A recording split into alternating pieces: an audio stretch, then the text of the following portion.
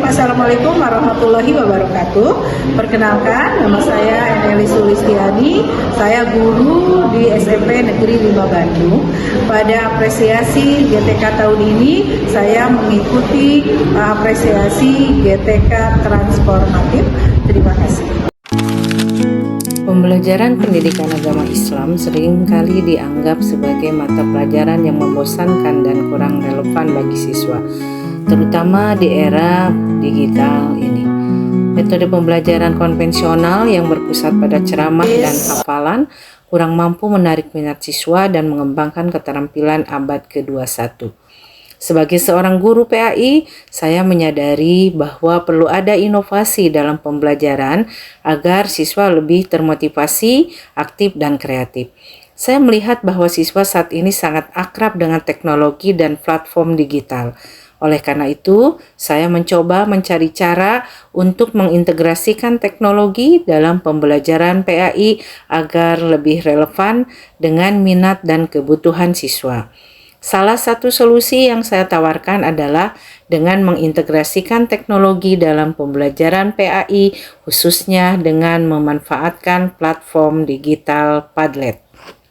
Praktik baik ini penting karena dapat meningkatkan minat dan motivasi belajar, meningkatkan pemahaman konsep, meningkatkan keterampilan abad ke-21, dan memfasilitasi pembelajaran jarak jauh. Tantangan yang saya hadapi dalam mencapai tujuan praktik baik ini adalah yang pertama, keterbatasan akses internet. Tidak semua siswa memiliki akses internet yang stabil dan terjangkau. Yang kedua, keterampilan teknologi. Tidak semua siswa dan guru memiliki keterampilan teknologi yang memadai dalam menggunakan Padlet. Yang ketiga, manajemen kelas. Mengelola kelas online di Padlet membutuhkan keterampilan manajemen kelas yang berbeda dengan kelas konvensional. Dan yang keempat, kurikulum padat. Mengintegrasikan Padlet ke dalam kurikulum yang sudah padat. Yang kelima, evaluasi pembelajaran. Mengevaluasi hasil belajar siswa di Padlet membutuhkan metode evaluasi yang berbeda dengan kelas konvensional.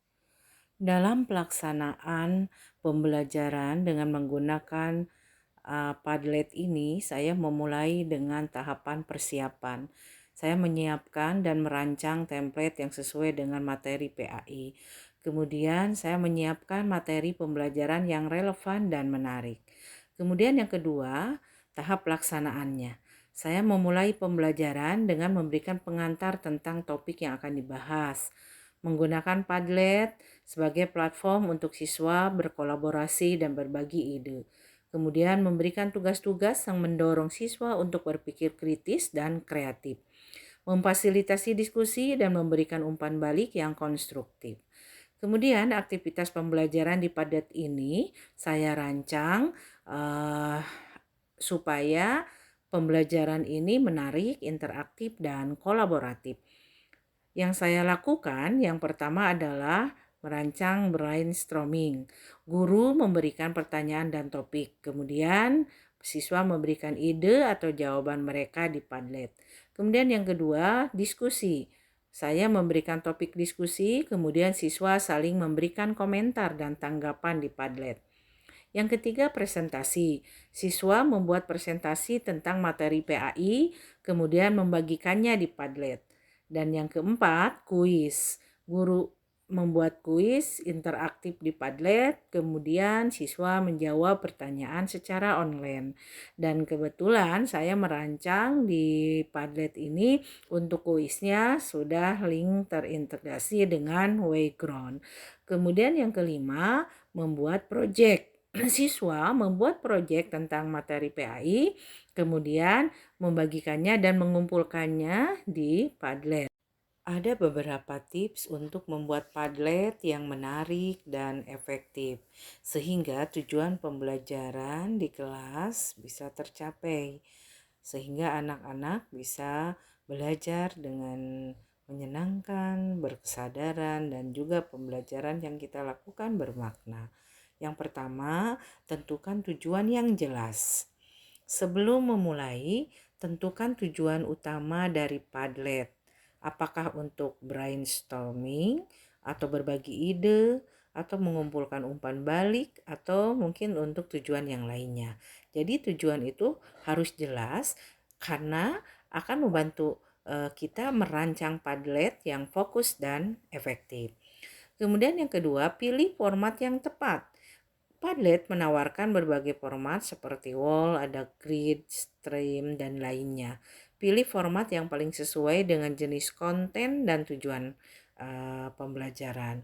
Format wall, grid, dan stream sangat direkomendasikan karena menyajikan konten secara linier dan mudah dinavigasi.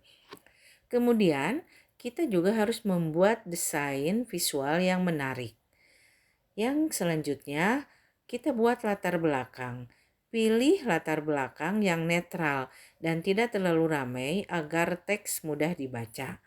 Kemudian kita juga menghindari foto atau ilustrasi yang terlalu kompleks. Selanjutnya, warnanya harus kontras. Pastikan warna teks kontras dengan latar belakang agar mudah dibaca, terutama bagi pengguna dengan gangguan penglihatan. Kemudian font. Gunakan font sans serif seperti ALPS untuk memaksimalkan keterbacaan. Yang selanjutnya, ukuran postingan ini juga sangat berpengaruh karena dengan kita mengatur ukuran postingan menjadi lebar untuk menghindari pemutusan baris yang berlebihan pada teks. Yang selanjutnya, organisasi konten yang baik. Judul yang jelas. Beri Padlet judul yang deskriptif agar pengguna memahami konten dan tujuan Padlet tersebut. Contoh, menjelajahi sejarah tentang Daulah Utsmani dan kesultanannya. Kalau dalam PAI yang saya pakai. Kemudian juga gunakan seksi atau section. Jadi aktifkan fitur seksi untuk mengelompokkan postingan dalam Padlet yang besar.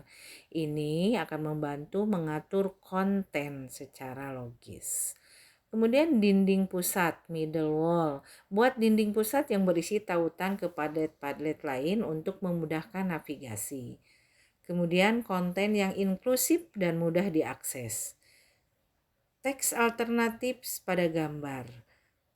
Tambahkan teks alternatif yang jelas dan ringkas pada setiap gambar untuk membantu pengguna dengan gangguan penglihatan memahami konten visual. Kemudian video berkualitas tinggi. Unggah video dengan audio yang jernih dan pertimbangkan untuk menambahkan teks atau transkrip di bawah video untuk kejelasan tambahan. Padlet otomatis menghasilkan teks untuk video, tetapi audio yang baik akan memastikan akurasi teks tersebut. Kemudian teks deskriptif untuk tautan. Jangan hanya menggunakan URL sebagai teks tautan, tetapi berikan deskripsi untuk tautan yang jelas, ringkas tentang konten yang dituju oleh tautan tersebut. Kemudian judul pada file yang diunggah.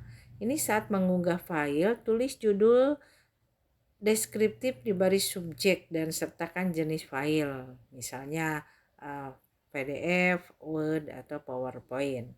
Kemudian buat interaksi dan kolaborasi, karena salah satu tujuan dari pembelajaran menggunakan Padlet ini adalah supaya pembelajaran itu bisa dilaksanakan dengan adanya interaksi dan kolaborasi antara para siswa.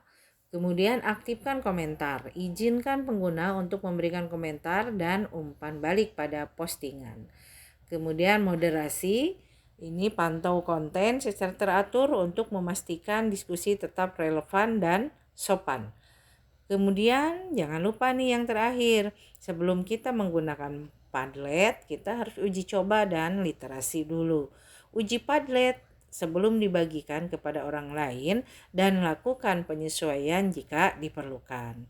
Kemudian iterasi sangat penting untuk memastikan Padlet efektif dan mudah digunakan. Maka dengan menggunakan pembelajaran Padlet ini, saya merasakan pembelajaran lebih mudah, anak-anak juga lebih senang gitu karena mereka bisa memanfaatkan HP-nya atau gadgetnya untuk pembelajaran. Kemudian mereka juga bisa berkolaborasi dengan teman-teman yang lainnya ketika mereka melakukan diskusi. Pengalaman aku belajar menggunakan Padlet, yaitu awal-awal aku agak kesusahan, tapi lama-kelamaan mulai terbiasa dan memudahkan pelajaran. Kalau dari aku pakai Padlet awal-awalnya sedikit bingung, soalnya sebelumnya belum pernah pakai juga. Tapi lama-kelamaan bisa terbiasa lah, sama lebih efektif juga. Belajar menggunakan Padlet membuat aku lebih mudah dalam memahami pelajaran dan pelajaran terasa lebih menyenangkan. Belajar menggunakan Padlet jadi mudah melihat tugas sama ngirimnya.